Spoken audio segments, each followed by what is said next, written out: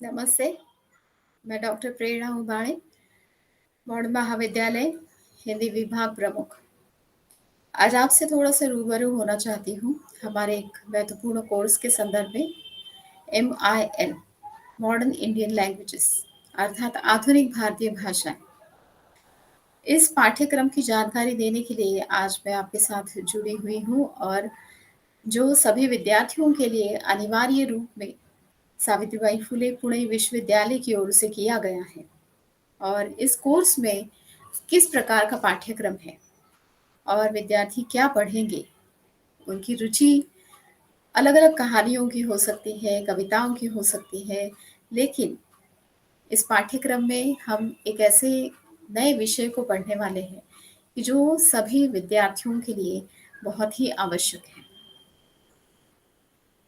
MIL का ये जो कोर्स है, सभी विद्यार्थियों के लिए अनिवार्य किया गया है और ये अनिवार्य इसीलिए किया गया है, जो आप लोग सभी जानते हैं कि नई शिक्षा नीति भारत सरकार ने अब अपनाई है और उसमें अनेक भारतीय भाषाओं को महत्वपूर्ण स्थान देते हुए सरकार ने कुन जो सारी भाषाएँ जो लुप्त हो रही हैं या हम कह सकते हैं कि जिनके प्रसार के लिए बहुत अधिक आवश्यकता है, ऐसी भाषाओं में पाठ्यक्रम पढ़ाने के लिए सहूलियत दी है। दूसरी तरफ जो भाषाएँ पूरी तरह से स्थापित हैं, जो भाषाएँ सभी लोग जानते हैं, उन भाषाओं को अग्रक्रम भी मिला है और उस अग्रक्रम के कारण कुछ माध्यम बनाए गए हैं। जैसे कि हमारा ये पाठ्यक्रम है कि जो 2 माध्यमों में हम पढ़ सकते हैं, कि एक मराठी माध्यम, की जो स्थानीय भाषा है महाराष्ट्र की और दूसरा माध्यम जो है हिंदी, कि जिसे भारतवर्ष के सभी लोग पढ़ लेते हैं, समझते हैं, बोल सकते हैं और उसमें अध्ययन, अध्यापन बड़ी संख्या में होता है। इसलिए एक स्थानीय भाषा और एक अपने देश की भाषा, इस प्रकार से ये सारा पाठ्यक्रम निर्धारित कर किया हुआ है। ये सारी योजना जो है, ये इसलिए की गई है, नई शिक्षा नीति में केवल परिवर्तन नहीं हुआ है। नई शिक्षा नीति में ये परिवर्तन करने के पीछे कुछ कारण है। जैसे मैंने एक कारण आपको बताया कि कुछ भाषाएँ जो है भारत की लुप्त हो रही हैं। उन्हें जीवित रखने का एक कार्य सरकार की ओर से किया जा रहा है, कि भारत में असंख्य भाषाएँ हैं, अगणित भाषाएँ हैं, लेकिन कुछ भाषाएँ ऐसी होती हैं कि जो बहुत छोटे समूहों तक बोली जाती हैं और उन भाषाओं के बोलने वालों की संख्या अगर कम हो जाती है, तो वो भाषा अपने आप लुप्त हो जाती है। दुनिया में अनेक ऐसे देश हैं कि जो अपनी भाषाओं को प्रमुख स्थान देते हैं, कि विदेशी भाषाओं को नहीं मानते हैं, विदेशी भाषाओं में अपना कार्यभार नहीं करते हैं। लेकिन भारत में हम अनेक जगहों पर देखते हैं कि उन भाषाओं को हम स्वीकार कर लेते हैं। उसका एक दुष्परिणाम जो है, हमें कुछ पिछले 20-30 वर्षों में दिखाई दिया और उसके कारण जो है हमारी भाषाएँ कहीं न कहीं पिछड़ती हुई दिखाई दी। इसीलिए भारत सरकार की ये योजना है कि हम अपने माध्यमों में भी पढ़ सकते हैं, कि जो विद्यार्थियों की अपनी मातृभाषा हो सकती है, जो विद्यार्थियों की अपनी देश की भाषा हो सकती है, जो बिल्कुल सरलता से, आसानी से वो समझ सकते हैं। इसलिए महाराष्ट्र सरकार ने मराठी और हिंदी ये 2 माध्यम बिल्कुल चुने हुए हैं। इस कोर्स में हम भाषा का अध्ययन करने वाले हैं और केवल भाषा का अध्ययन ही नहीं करने वाले हैं, इसे हमने कहा है भाषा शिक्षण और भाषा शिक्षण लेना या भाषा को पढ़ना, भाषा को अवगत करना, बहुत ही बड़ी कुशलता का काम है। कि उदाहरण के लिए हम बता सकते हैं कि कोई छोटा बालक कि अपनी माँ से भाषा सीखता है और कैसे सीखता है? माँ का अनुकरण करते हुए, कि उस माँ का कहना क्या है, वो बिल्कुल देखेगा कि वो किस तरह से होठ हिला रही है, किस तरह से उसके मुँह से ध्वनि निकल रही है उसका अनुकरण करते हुए छोटा बालक जो है भाषा सीखने का प्रयास करता है कि एक-एक शब्द वो सीख लेता है, अपने आस-पास के माहौल से भी सीखता है, कि जिनसे वो संपर्क में आता है कि वो कैसे भाषा बोलते हैं, किस प्रकार से बोलते हैं, किन प्रकार के शब्दों का इस्तेमाल करते हैं। ये उसे अपने आप जो है अवगत होता चला जाता है कि उस वातावरण का, अपने आस-पास के लोगों का वो प्रभाव उस पर पड़ता है। अब ये हो गई मातृभाषा की बात। जब मनुष्य कहीं पढ़ने लगता है, कहीं स्कूल जाने लगता है, कहीं नौकरी के सिलसिले में कहीं उसे बाहर जाना पड़ता है, व्यापार के लिए कभी-कभी इसकी आवश्यकता पड़ती है और उस समय जो है केवल मातृभाषा में काम करना जो है बहुत सीमित लगता है। उस समय हम क्या करते हैं कि मातृभाषा के अलावा और भी कुछ भाषाएँ अवगत कर लेते हैं। कि जैसे आप 5वीं कक्षा में हिंदी पढ़ना शुरू करते हैं या अंग्रेज़ी भाषा पढ़ना शुरू करते हैं। जब और अधिक ज़्यादा आपको ज़रूरत महसूस होती है, तो उस समय आप कोई विदेशी भाषा भी पढ़ना चाहते हैं। ये जो मातृभाषा से इतर भाषा जब आप पढ़ते हैं, तो अलग-अलग कारणों की वजह से पढ़ते हैं। उसके पीछे हर एक का कोई अलग कारण हो सकता है। कोई पढ़ने के लिए करेगा, कोई व्यापार के लिए करेगा, कोई शिक्षा दूसरों को शिक्षा देने के लिए भी वो करेगा। इस तरह से हम भाषा को नए सिरे से भी अवगत कर लेते हैं। उसके लिए हमें किसी अध्यापक की आवश्यकता पड़ती है, हमें किसी गुरु की आवश्यकता पड़ती है। जैसे बचपन में माँ एक गुरु होती है, जैसे बचपन में आसपास के लोग भाषा को सिखाने के लिए गुरु बन जाते हैं। वैसे ये भी भाषाएँ सीखने के लिए आपको किसी न किसी की सहायता की आवश्यकता पड़ती है। मूल रूप में मेरे कहने का तात्पर्य ये है कि भाषा जो है हमारे जीवन से कभी भी अलग नहीं हो सकती है। भाषा को हम किसी भी रूप में अपने से दूर नहीं कर सकते हैं। भाषा मनुष्य जीवन के इतने अभिन्न रूप से वो जुड़ी है कि उसमें हम विचार करते हैं, हम अभिव्यक्त करते हैं। हमारे आसपास के लोगों से बातचीत करने के लिए हमें भाषा की आवश्यकता होती है। हमारे मन में कोई विचार निर्माण हो जाता है, तो उसे बताने के लिए भाषा की आवश्यकता होती है। हम अध्यापकों को आपको पढ़ाने के लिए भाषा की आवश्यकता है। आपको हमारी अध्ययन को समझने के लिए भाषा की आवश्यकता होती है। कुछ लिखना है तो भाषा चाहिए। मौखिक रूप में कुछ कहना है तब भी भाषा की आवश्यकता है। मतलब भाषा जो है विचार विनिमय का एक महत्वपूर्ण साधन है। और भाषा को हम कैसे समझते हैं? जैसे मैंने इंद्रियों के माध्यम से जो भाषा हम समझते हैं, उसे बताया। वैसे ही मनुष्य की एक अपनी भाषा है और मनुष्य की भाषा, पंछियों की, प्राणियों की भाषा, ये बिल्कुल अलग होती है कि मनुष्य की भाषा में शब्द है, ध्वनि है, एक उच्चारण प्रणाली है और वो सारी प्रणाली जो है व्यवस्थित रूप से बनाई गई है। मनुष्य की भाषा में कुछ व्याकरणिक नियम है। मनुष्य की भाषा का एक अपना व्यवस्थित स्वरूप निर्धारित किया गया है। और दूसरी तरफ हम देखते हैं कि पशु-पंछियों की जो भाषा है, कि वो सामान्य है, उसमें ध्वनि महत्वपूर्ण है, उसके शब्द नहीं हैं। मनुष्य की मनुष्य को ये एक देन मिली है कि वो शब्दों के माध्यम से भाषा को अभिव्यक्त कर सकता है।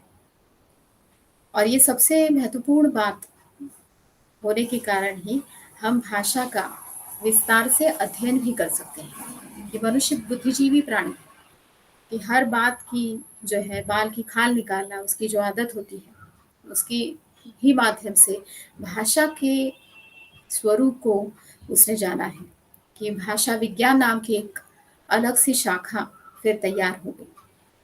और आधुनिक काल में हम देखते हैं कि जैसे मैंने कहा कि अलग-अलग कारणों के लिए भाषा सीखनी पड़ती है और उसके माध्यम से अनुप्रयुक्त भाषा विज्ञान भी एक नई शाखा निर्माण हुई कि अनेक प्रकार से फिर भाषा जो है वहाँ पर काम आती है और सीखी जाती है, सिखाई जाती है।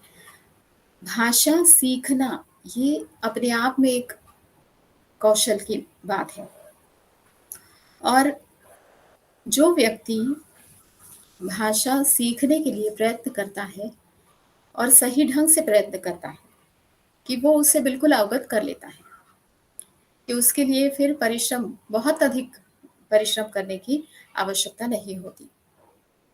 अब ये जो हमारा एमआईएल का कोर्स है या हम इसे भारतीय भाषाओं के संदर्भ में जो नियोजित किया गया कोर्स है, उसमें हम भाषा के अनेक पहलुओं को पढ़ने वाले हैं कि मनुष्य भाषा बोलता है, मतलब क्या करता है और वो भाषा बोलना मतलब उच्चारण करना अर्थात भाषा के जो अलग-अलग घटक हैं कि उसमें वाक्य है, रूप है, पद है, शब्द है और भाषा को हम अंततः समझते हैं कि भाषा का मुख्य उद्देश्य वही है कि अगर मैं कुछ बोल रही हूँ, तो आपकी वो समझ में आ रहा है। मतलब आप उसका कुछ अर्थ ग्रहण कर रहे हैं। वो अर्थ जो है ग्रहण करने की भी एक अलग स्थिति भाषा में दिखाई देती है। इसलिए यहाँ पर हमें ये ज़रूरी बन जाता है कि भाषा जब हम उच्चारित करते हैं, तो केवल उसका लिखित रूप नहीं है, केवल उसका मौखिक रूप नहीं है, बल्कि उसकी संपूर्ण जो प्रणाली है, उसका संपूर्ण जो उपयोग है, उसके संपूर्ण जो तत्व, घटक हैं, उनका भी अध्ययन इसमें अपने आप आ जाता है। अब जब लिखित रूप में भाषा के संदर्भ में हम बात करते हैं, तो लिखित रूप में मतलब लेखन के माध्यम से भाषा को हम अभिव्यक्त करते हैं कि अगर मेरे मन में कोई विचार आया और मुझे वो लिख कर बताना है, तो मैं कुछ वाक्य लिख दूँगी। लेकिन वो वाक्य भी हम कैसे लिखते हैं? किसी लिपि में लिखते हैं। मतलब अगर हिंदी में मुझे लिखना है, तो मुझे हिंदी की लिपि कौन-सी है, ये मालूम होनी चाहिए कि हिंदी देवनागरी लिपि में लिखी जाती है। तो देवनागरी के जो वर्ण हैं, देवनागरी के जो शब्द हैं, देवनागरी की जो वाक्य रचना है, उसके जो व्याकरणिक नियम हैं, उसकी जानकारी मुझे होनी चाहिए। मतलब भाषा से ये एक महत्वपूर्ण चीज़ जुड़ी हुई है, जिसे हम लिपि कहते हैं और अनेक लिपियों के नाम आप लोगों ने पढ़े होंगे। देवनागरी मैंने एक हमारी हिंदी के लिए है, इसलिए मैंने कहा। मराठी भी आप देवनागरी में लिखते हैं और बहुत सी भाषाएँ, भारतीय भाषाएँ जो है, देवनागरी में लिखी जाती हैं। और आपको मैं जानकारी के लिए ये बता दूँ कि देवनागरी एक ऐसी लिपि है, जो विश्व में सबसे शुद्ध मानी जाती है और दूसरी तरफ हम कह सकते हैं कि विश्व में सबसे अधिक साइंटिफिक मानी जाती है कि जो कुछ ठोस नियमों के आधार पर बनाई गई है। आप कई सारे लिपियाँ आपने देखी होंगी कि जो कहीं किसी वर्ण में उच्चारण हम करते हैं लेकिन लिखा कुछ और जाता है, कि जैसे कैट है। कैट लिखते समय हम क्या करेंगे CAT इस तरह से लिखेंगे। लेकिन बोलते समय हम स का उच्चारण नहीं करेंगे, उसका उच्चारण हम करेंगे कैट। देवनागरी में ये स्थिति नहीं है। हम जो कुछ बोलते हैं कि अगर हम कान शब्द कह रहे हैं, तो कान का के लिए हम कान ही लिखेंगे। उसके लिए क के लिए हमारे लिए एक वर्ण जो है बनाया ही हुआ है।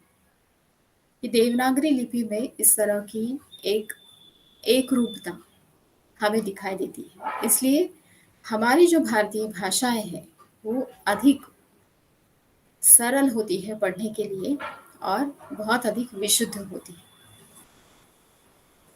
आप लोग कई सारी बातें करते हैं दिन भर में, अपने माता-पिता से करते होंगे, आस-पास करते होंगे, तो ये सारी बातें जो हम करते हैं, वो किसी न किसी भाषा के ही माध्यम से करते हैं।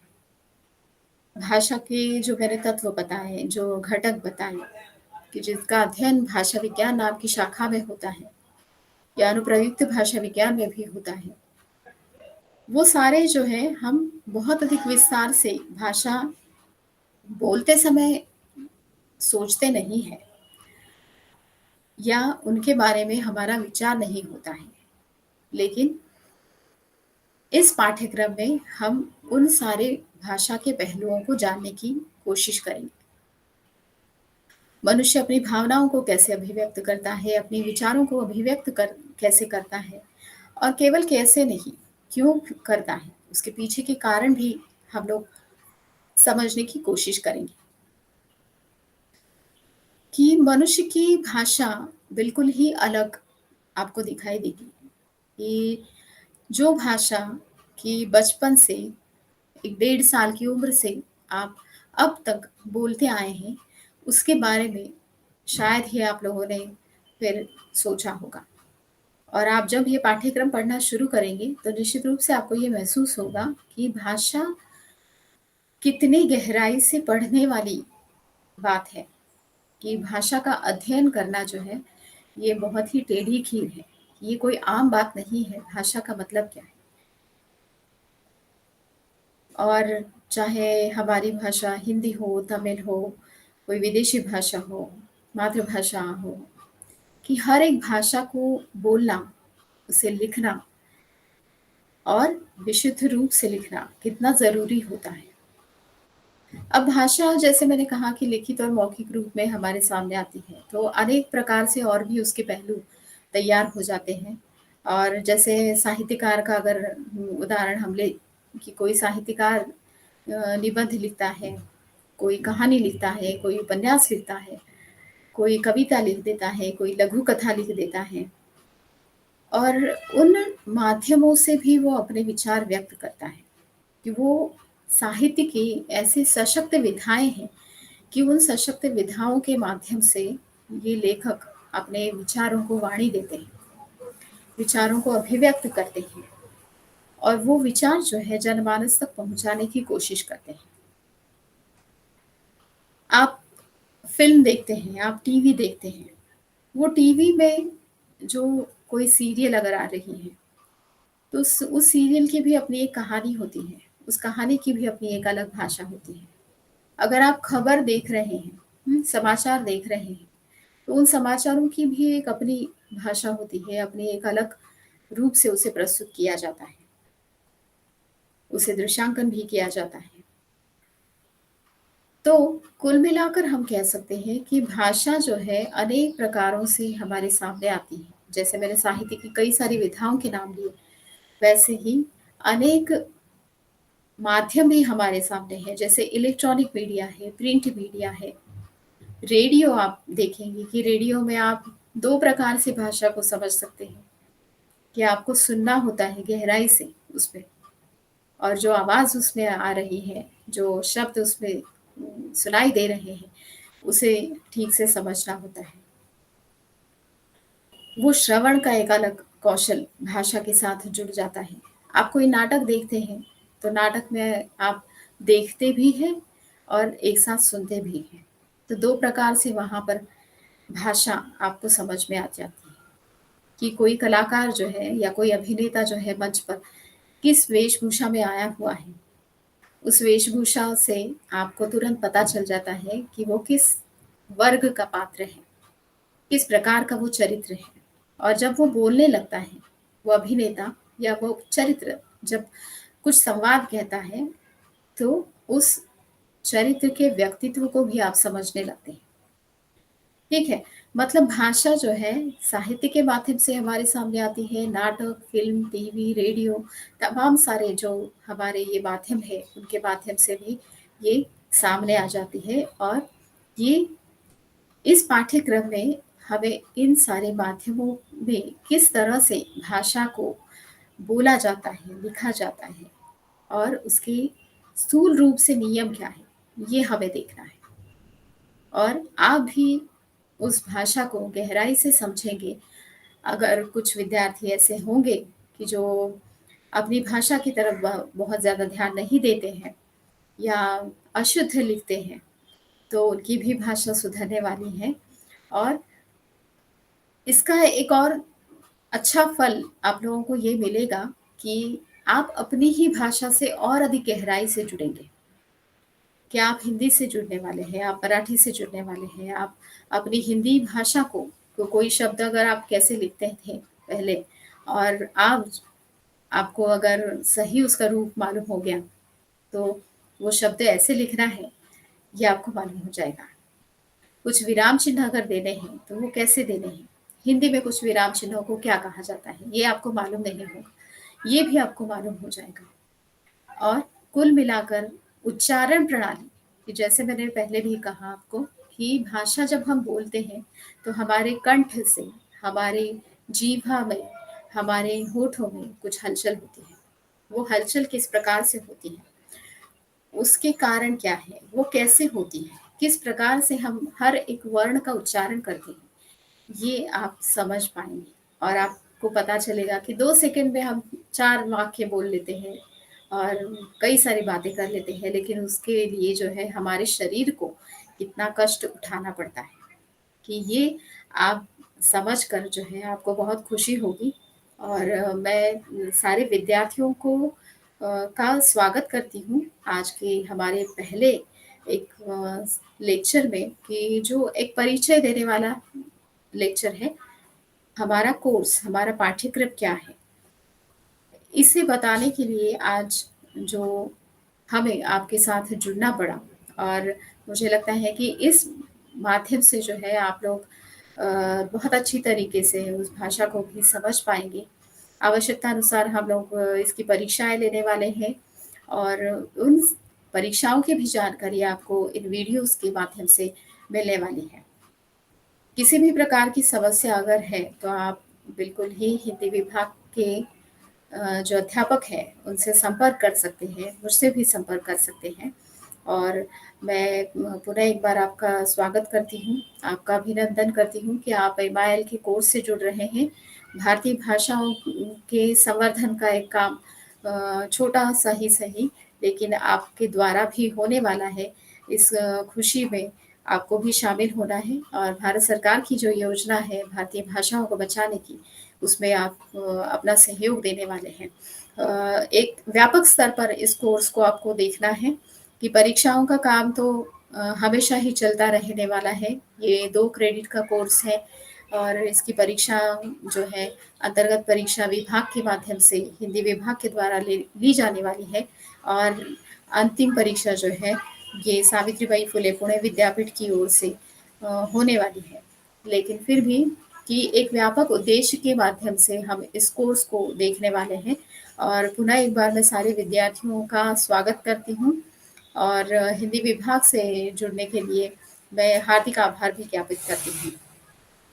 बहुत-बहुत धन्यवाद।